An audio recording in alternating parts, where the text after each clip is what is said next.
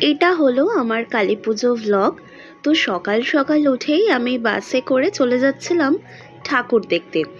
College street, আমার street, Bowbazar এইসব এলাকায় বেশ অনেক পুজো হয়। তো সেই ঠাকুর দেখতে গিয়েছিলাম।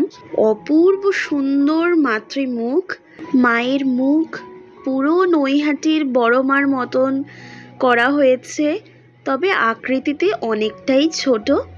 যাই হোক, কলকাতায় বসে বড়মার দর্শন পাওয়া সেও এক ভাগ্যের ব্যাপার। এরম করতে করতে প্রচুর প্রতিমা দেখলাম ওখানকার। তারপর এসে বাড়ির ঠাকুরকে যে সাজানো হয়েছে তার একটু ভিডিও নিচ্ছিলাম। এই হচ্ছে আমার ছোট্ট মিতুল সোনা, আর তার আগেই ছিল রাই রাঘব, আর এটা হলো লক্ষ্মী গণেশ। তো বেশ সকলেই আছে এখানে।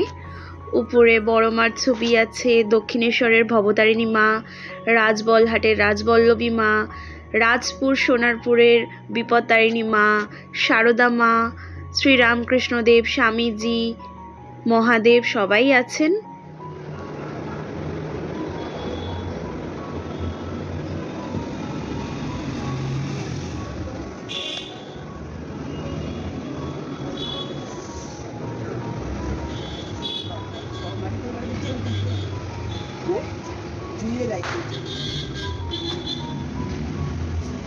এটাই তো দিওয়ালি।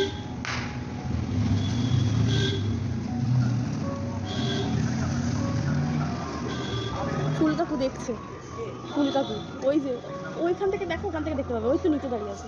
এই লাইটটা একদম আমাদের পুরনো দিনের হ্যারিকেনের মতন দেখতে, এত সুন্দর লাগছিল এটা দেখতে, তাই জন্য এটা কিনে ফেলেছিলাম। আর এটা লাগানো তো এত সুন্দর লাগছে।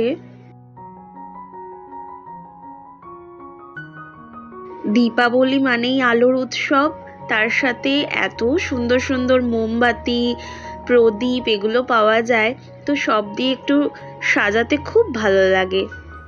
তোমরা কারা কারা এরকম বাড়ি সাজাতে ভালোবাসো অবশ্যই কমেন্ট করে জানিও। এরপর নিজে একটু সাজগোজ করে রিলস ভিডিও বানিয়ে গিয়েছিলাম দুজন স্টুডেন্টের বাড়ির পুজোতে। একজনের বাড়িতে বেশ ভিড় থাকায় সেখানকার কোনো ফুটেজ নিতে পারিনি। আরেক স্টুডেন্টের বাড়িতে হয়েছে লক্ষ্মী গণেশ পুজো, পিছনে নারায়ণও আছে, ভীষণ সুন্দর সাজানো হয়েছে।